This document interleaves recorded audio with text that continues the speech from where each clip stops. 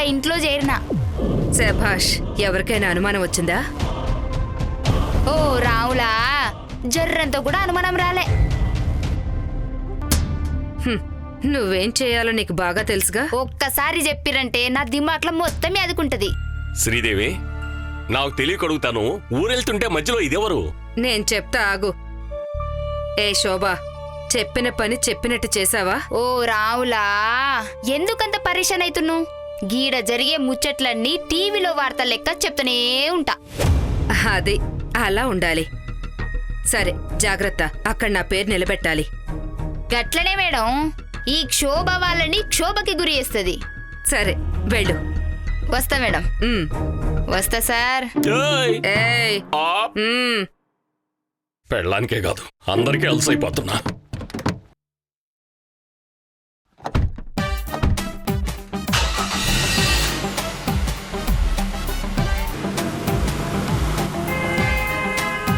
ఎవరది? పని మనిషి, పేరు క్షోభ. మొహం చూస్తేనే అర్థమవుతుందిలే. ఇప్పుడు కృష్ణ వాళ్ళింట్లో పని మనిషిగా జాయిన్ అయింది. నేనే జాయిన్ చేశా. నువ్వేమన్నా కాలనీలో వాళ్ళకి కొత్తగా పని మనిషిని మాట్లాడే యాప్ను ప్రారంభించావా? ఏంటి నోరు లెగుస్తుంది? అయితే ఓకే. ఇక నుంచి వాళ్ళింట్లో ఏం జరుగుతుందో వివరంగా మనకు తెలుస్తుంది. ఆధారాలతో అడ్డంగా దొరికేస్తారు. అప్పుడది చూపించి పెళ్లి క్యాన్సిల్ చేసేయొచ్చు. యాక్చువల్లీ జాతకం ప్రకారం రోడ్డు చూసి నడుపు, లేదంటే మన జాతకాలు మారిపోతాయి. చిచి, దీనమ్మ జీవితం.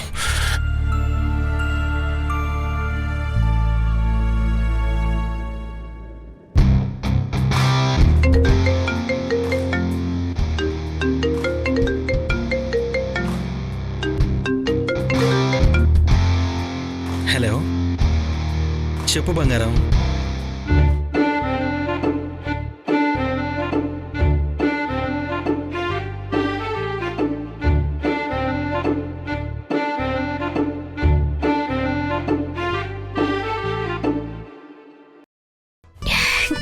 ఆపురా బాబు, నేతో బిల్డప్లు నువ్వు. నేను తర్వాత మాట్లాడతాను.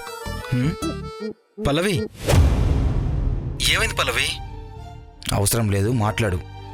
కాకపోతే స్పీకర్ ఆన్ చేసి మాట్లాడు. ఎందుకు? ఏ పనుంది, మాట్లాడు ముందు. పల్లవి, పల్లవి, చెప్పు. ఏంటి సడన్ గా మ్యూట్ అయ్యావు? ఆ రంపంగాడు ఏమైనా వచ్చాడా?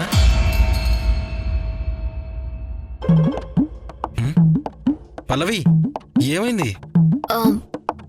నువ్వెక్కడున్నావు? బయట బంగారం. మరింట్లో? ఏంటి బంగారం? ఏ ఫస్ట్ పేరు పెట్టి పిలు. రేపు పెళ్ళయ్యాక ఎలాగూ పేరు పెట్టే కదా పిలిచేది. అప్పుడు బంగారం అని పిలిచేదేలా. మీ అమ్మ నాన్న ఊరెళ్ళారు ఎందుకు? ఏంటి బంగారం టూన్ మారింది? కొంపదీసా రంపంగాడేమైనా? అవునరా, నేను రాంప్రసాద్నే. హాయ్, చెప్పరా. ముందు నేను అడిగిన దానికి సమాధానం చెప్పు. మీ అమ్మా నాన్నల ఊరెళ్ళిన సంగతి నాకెందుకు చెప్పలేదు? సంబంధం మాట్లాడడానికి వెళ్ళారా? ఏహే, ఇప్పటిదాకా ఇంట్లోనే ఉన్నారు. మీకెవరో అబద్ధం చెప్పినట్టున్నారు. పోరా ఉడతా మొహమ్మడ. ఊరెళ్తుంటే నీకు చెప్పకుండా వెళ్తారా? నాతో చెప్పొద్దని మీ అమ్మ చెప్పుంటుంది, అందుకే నాకు చెప్పలేదు. పల్లవి, సారీ, నిజంగా నాకు తెలీదు. ఒక్క నిమిషం ఆగు, నేను కనుక్కు నీకు చేస్తాను, ఓకేనా?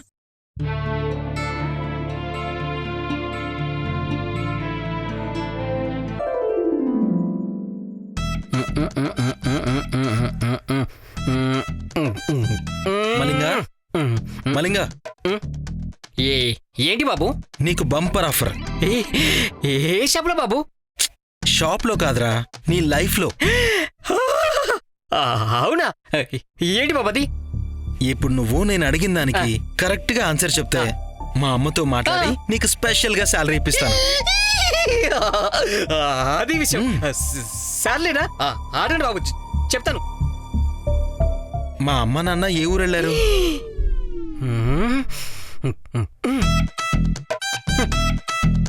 రేయ్, ఏంట్రా ఆన్సర్ చెప్పకుండా పెవిలియన్కి వెళ్లే ప్లేయర్లా అలా తిరిగిపోయావేంటి? నాకు అప్పుడే డౌట్ వచ్చేది. మీరు శాలరీ ఇవ్వడం ఏంటి, నేను తీసుకోవడం ఏంటి, నా పిచ్చి కాకపోతే అది విషయం. హ? నేనేం అడిగాను, నువ్వే మాట్లాడుతున్నావు. అమ్మగారు ఊరు వెళ్తున్నామని చెప్పారు కానీ ఏ ఊరు చెప్పలేదు బాబు. నిజంగా చెప్పలేదా?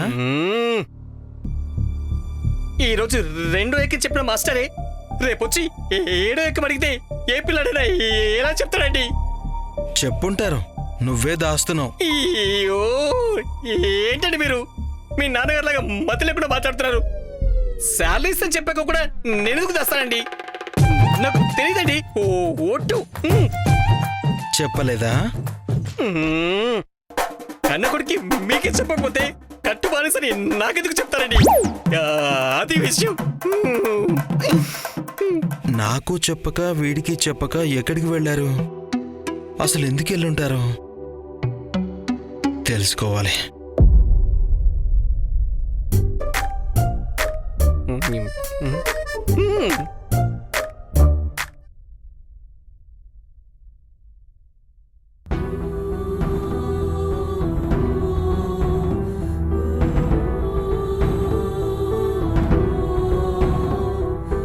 ఏంట్రా అలా ఉన్నారు? ఎలా ఉన్నామమ్మా? డాక్టర్ గారు ఏమన్నారో చెప్పరా? రక్తం చాలా తక్కువగా ఉందంట. 2 రోజులకోసారి ఇంజెక్షన్ తీసుకోమని చెప్పారు, లేకపోతే ప్రాణానికి ప్రమాదం అంట. ఇదేంది? ఏమైంది మాయరోగం? అయినా మనకెందుకులే, నమ్మకంగా నిజం రాబట్టాలి. ఇప్పుడు యాక్టింగ్ చేద్దాం.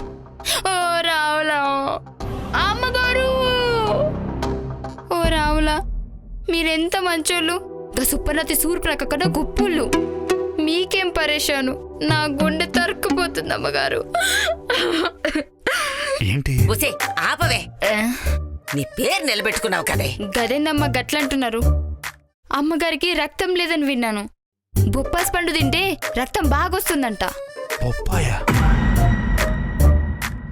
రేపటి సందే, ఇప్పటి సందే టిఫిన్ లో బొప్పాయి, మధ్యాహ్నం బొప్పాయి, రాత్రికి బొప్పాయి పెడతాను.